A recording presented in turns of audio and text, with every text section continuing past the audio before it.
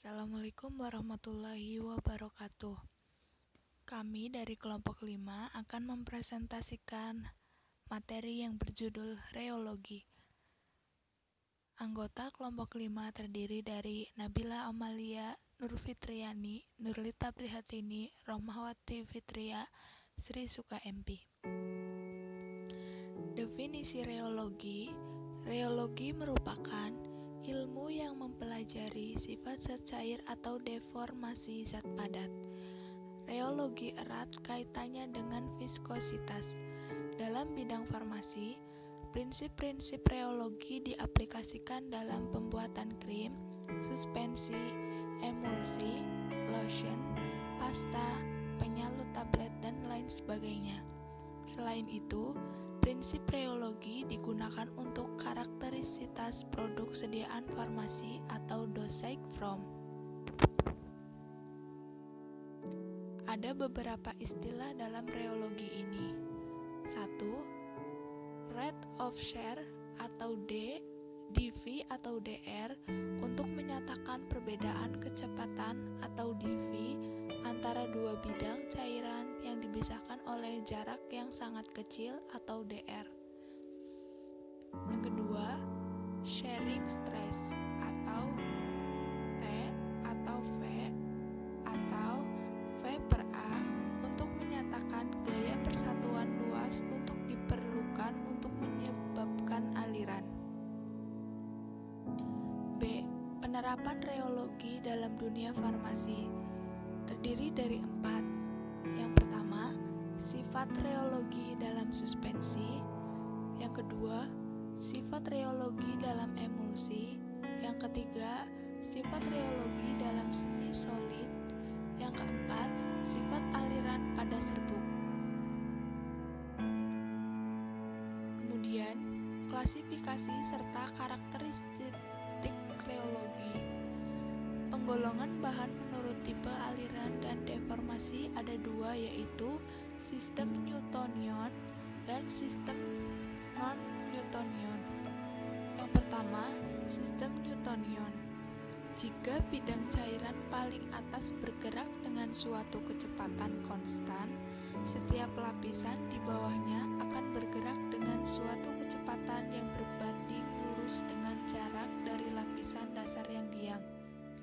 Yang kedua, sistem non-Newtonian. Ada 3 jenis tipe aliran dalam sistem non-Newtonian, yaitu plastis, pseudoplastis, dan dilatan. Kemudian C. Dasar teori viskositas.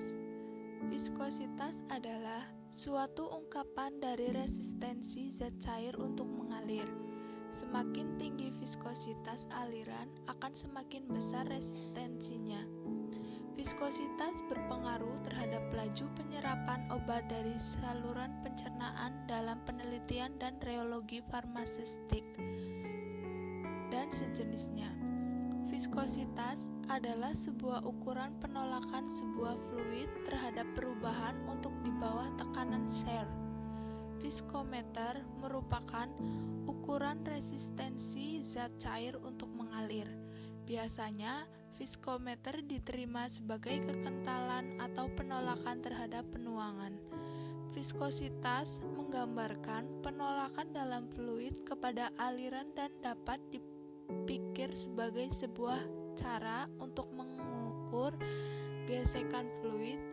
Air memiliki viskositas rendah, sedangkan minyak sayur memiliki viskositas tinggi.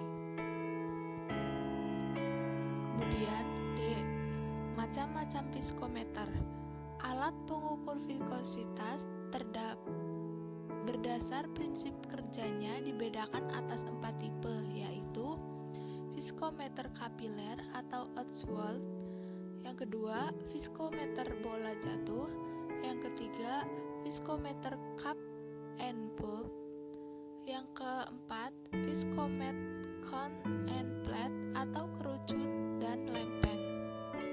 Viskometer kapiler dan viskometer bola jatuh hanya digunakan untuk mengukur viskositas sistem Newton, sedangkan viskometer cup and bulb serta viskometer cone and plate bisa digunakan baik untuk cairan bersistem Newton maupun non-Newton.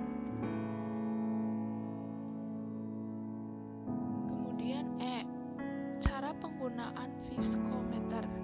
Viskositas dari cairan Newton bisa ditentukan dengan mengukur waktu yang diperlukan bagi cairan Newton untuk lewat antara dua tanda, atau tanda atas dan tanda bawah, melalui suatu tabung kapiler yang vertikal yang dikenal sebagai viskometer Ostwald. Yang pertama, viskometer kapiler atau Ostwald. Yang kedua, viskometer Hopler. Yang ketiga, viskometer cup and bob. Yang keempat, viskometer cone and